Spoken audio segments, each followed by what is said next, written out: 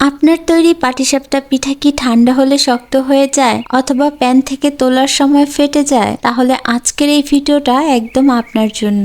আজ আমি শেয়ার করব এমন কিছু সিক্রেট টিপস যেগুলো ফলো করলে আপনার পাটিসাপটাও হবে তুলতুলে নরম আর একদম দোকানের মতো মসৃণ। তাই স্কিপ না করে পুরো ভিডিওটা দেখতে থাকুন। আসসালামু আলাইকুম, আমি সুরভি কুকিং হাউসে আপনাদের আরো একবার স্বাগত জানাই। প্রথমেই একটা মিক্সিং বাউলে আমি নিয়ে নিচ্ছি 1.5 কাপ পরিমাণ চালের গুঁড়া, দিয়ে দিচ্ছি আধা কাপ পরিমাণ ময়দা। এবার এর মধ্যে 2 টেবিল চামচ গুঁড়া দুধ দিয়ে দিলাম, এতে করে পাটিসাপটাটা খেতে ভালো লাগে। লবণ দিয়ে দিয়েছি 1 চিমটির মতো। এবার এই সবগুলো উপকরণ একসাথে ভালো করে মিশিয়ে নিচ্ছি। 1 কাপ খেজুরের গুড় চুলায় বসিয়ে গলিয়ে তারপর সেটাকে দিয়ে দিচ্ছি। গুড়টা দেওয়া হয়ে গেলে এবার এগুলোকে খুব ভালো করে মিশিয়ে নিতে হবে। এই কাজটা আস্তে আস্তে ধাপে ধাপে করতে হবে। মিশিয়ে নেওয়া হয়ে যাবে তখন এর মধ্যে আমি অল্প একটু করে পানি দেব আর মিশিয়ে নেব। গুড়ের যে পাত্রটা ছিল সেটার মধ্যে কিছুটা গুড় লেগেছিল, সেটার মধ্যেই আমি পানি নিয়ে নিয়েছি। যেহেতু শুকনো চালের গুঁড়া তাই এর মধ্যে আমি হালকা কুসুম গরম পানি ব্যবহার করছি। অল্প অল্প পানি দিয়েই ব্যাটারটা তৈরি করতে হবে।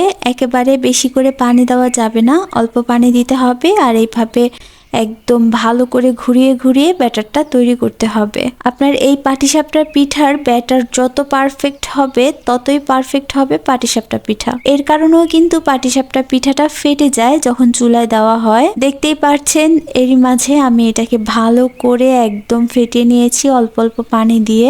আমি আপনাদের এই যে ব্যাটারটা এটার কনসিস্টেন্সিটা দেখিয়ে দেব কেমন হবে। আর দেখেই মনে হয় বুঝতে পারছেন এটা কতটা স্মুথ হয়েছে, কোনো রকম দানাদার নেই। ব্যাটারটাকে প্রায় আধা ঘন্টার জন্য রেস্টে রাখতে হবে, কারণ এটা শুকনো চালের গুঁড়া। যদি ভিজা চালের গুঁড়াটা তৈরি করেন তাহলে আর কোনো রকম রেস্টে রাখার প্রয়োজন নেই। পুর বানানোর জন্য প্রথমে কড়াইতে আমি 1 চা চামচ ঘি দিয়ে দিয়েছি। এর মধ্যে 3 টেবিল চামচ চালের গুঁড়া, 3 টেবিল চামচ সুজি দিয়ে দিলাম। এবার এই সুজি আর চালের গুঁড়াটা ঘিয়ের মধ্যে কয়েক মিনিট ভালো করে ভেজে নেব। লালচে করা যাবে না, জাস্ট চালের গুঁড়ার যে একটা কাঁচা গন্ধ থাকে সেটা যাওয়া পর্যন্ত ভাজবো। এই পর্যায়ে চালের গুঁড়াটা অনেকটা ঝরঝরে হয়ে গেছে, গন্ধটাও চলে গেছে। এখন দুধ দিয়ে দিচ্ছি। এইখানে 3 কাপ পরিমাণ দুধ দিয়েছি।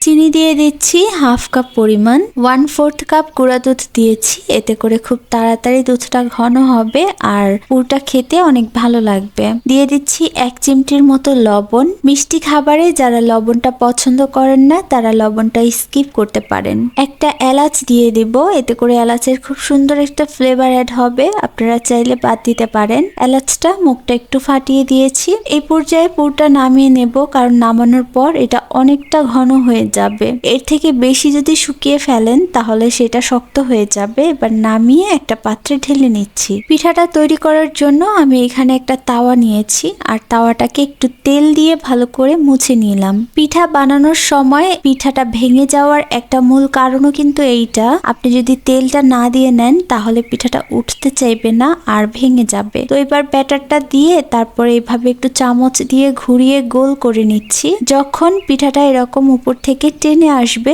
তখন ভিতরে পুরটা দিয়ে এভাবে ভাঁজ করে নিচ্ছি। আরেকটা জিনিস, আপনারা একই ব্যাটার দিয়ে 2 রকমের পিঠা কিন্তু তৈরি করতে পারবেন। প্রথম পিঠাটা আমি যেটা দেখালাম সেটার মধ্যে উপরে কিন্তু কোনো রকম দাগ নেই, একদম স্মুথ সুন্দর একটা পিঠা হয়েছে।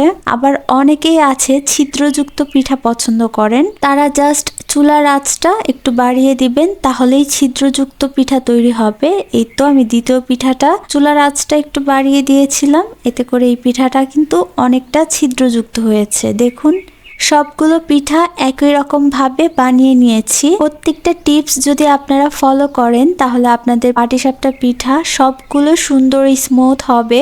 আবার যদি চান যে আমি একটু ছিদ্রযুক্ত রাখবো তাহলে একটু চুলার আঁচটা বাড়িয়ে দিলেই হবে। মাশাআল্লাহ, এই পিঠাগুলো খেতেও কিন্তু অনেক মজা হয়েছে। চুলার আঁচটা বাড়িয়ে যে পিঠাটা তৈরি করেছি সেটার মধ্যে অনেক ছিদ্র হয়েছে। রেসিপিটি যদি ভালো লেগে থাকে তাহলে অবশ্যই লাইক দিন আর শেয়ার করে প্রিয়জনদের সঙ্গে ভাগ করে নিন। আজ এখানেই বিদায় নিচ্ছি। আল্লাহ হাফেজ।